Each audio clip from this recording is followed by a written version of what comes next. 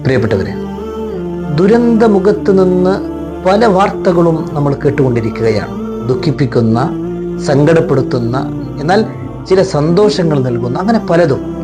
പക്ഷേ ഒരു ചാനലും ഒരു പത്രമൊന്നും റിപ്പോർട്ട് ചെയ്യാത്ത ഒരു വിഷയമുണ്ട്. ഒരു കൊമ്പനാനയും ഒരാളെയും കുത്തിയതായിട്ട് കാണാൻ കഴിയുന്നില്ല. ഒരു വിഷലിപ്തമായ സർപ്പവും ഒരാളെയും കൊത്തിയെന്ന് കേൾക്കാൻ കഴിഞ്ഞിട്ടില്ല.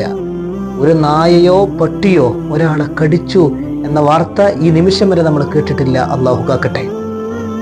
നിങ്ങൾ ആലോചിച്ച് നോക്കൂ, മനുഷ്യനോട് മൃഗങ്ങൾ കാണിക്കുന്ന കാരുണ്യം, സ്നേഹ, അനുകമ്പയൊക്കെയാണത്.